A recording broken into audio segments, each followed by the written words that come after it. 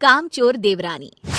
एक बार की बात है, सुषमा अपने पूरे परिवार के साथ खुशी खुशी मोहन नगर में रहती थी। उसकी 2 बहुएं थी, पल्लवी और शिवानी। एक दिन दोनों बहुएं रसोई में काम कर रही होती है कि तभी उनकी सास सुषमा उन्हें बुलाती है। अरे बहू, जरा इधर तो आना। शिवानी, जरा जाकर देखना सासू माँ क्या कह रही हैं। दीदी आप ही देख लो ना जाकर, आपको भी तो सुनाई दे रहा है। अरे मैं आटा गूंद रही हूँ ना, तुम चली जाओ। हाँ तो मैं भी तो सब्जी काट रही हूँ ना दीदी। अरे बहू जल्दी आओ। ओह, ये तो जाएगी नहीं, मैं ही जाकर देखती हूँ कि क्या करना है। पल्लवी सुषमा के कमरे में जाती है। जी मम्मी जी, क्या हुआ?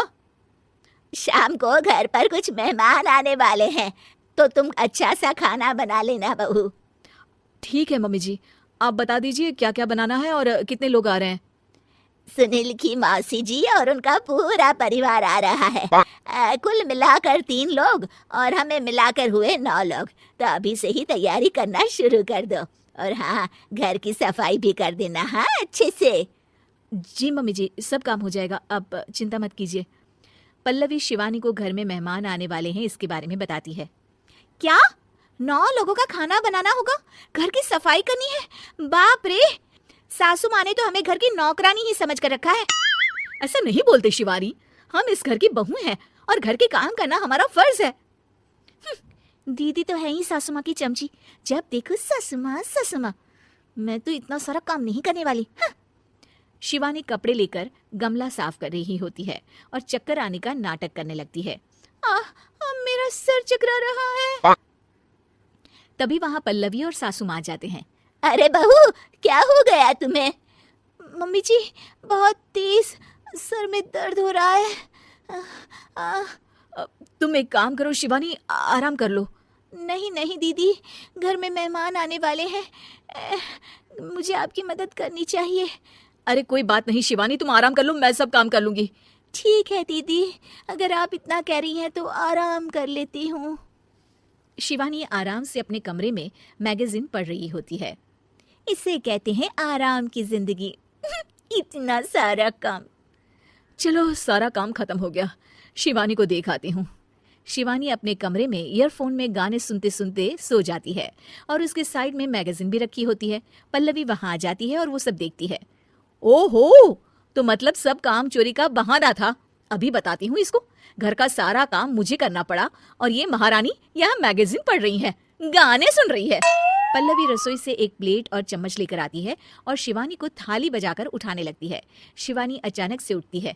उठ गई महारानी, गाने भी सुन लिए, मैगजीन भी पढ़ ली। तुम तो बहुत बड़ी झूठी निकली शिवानी। तुमने सर दर्द का बहाना बनाया ताकि काम करने से बच सको। हाँ बनाया बहाना, तो क्या करती, इतने सारे काम करती। मुझे कोई शौक नहीं है चापलूसी का। क्या चापलूसी? तुम्हें लगता है कि मैं सारे काम चापलूसी के लिए कर रही हूँ? नहीं तो क्या। तभी वहां सासू माँ आ जाती हैं। अरे बहू, वो लोग बस आने ही वाले हैं, तुम तैयारियां कर लो। जी सासू माँ, तुझे तो मैं बाद में देखती हूँ। सब खाना खाने बैठते हैं और खाना शुरू करते हैं। तभी सुनील की मौसी बोलती है। वाह भाई वाह, खाना तो बहुत ही अच्छा बना है सुषमा जी, एक एक चीज में क्या स्वाद है। ये सुनकर शिवानी मुंह बना लेती है। उसे अपनी जेठानी की इतनी तारीफ रास नहीं आती। आपकी बहुएं तो बहुत ही अच्छा खाना बनाती हैं। हाँ, बनाती तो दोनों ही अच्छा है, पर आज ना ये सारा खाना बड़ी बहू ने बनाया है। छोटी बहू की तबीयत ठीक नहीं थी, सो इसलिए। मानना पड़ेगा सुषमा जी, आपकी बड़ी बहू तो बहुत ही गुणवान है। पल्लवी की तारीफ सुनकर शिवानी को जलन होती है। पल्लवी ये सुनकर खुश हो जाती है और शिवानी की तरफ देखकर उसे चिढ़ाती है। कुछ देर बाद मेहमानों के जाने का वक्त हो जाता है। मौसी जी सबके लिए उपहार लाई होती है। वो सबको शगुन के पैसे देती हैं और अंत में पल्लवी के पास आती है। तुम्हारे लिए शगुन का लिफाफा तो है ही, पर बहू तुम्हें एक और उपहार भी मिलेगा इतना अच्छा खाना बनाने के लिए। मौसी अपने सोने के कंगन निकालकर पल्लवी को पहना देती है। ये लो, ये मेरे मनपसंद कंगन है, अब से ये तुम्हारे हुए। धन्यवाद मौसी जी। ये देखकर शिवानी तो पूरी तरह से जल जाती है और गुस्से से रसोई में चली जाती है। तभी वहां पल्लवी आ जाती है और उसे अपने कंगन दिखाने लगती है। देवरानी जी, अब आपका सर दर्द ठीक तो है ना? मुझे लगता है कि अब सर दर्द शुरू हो गया होगा आपका।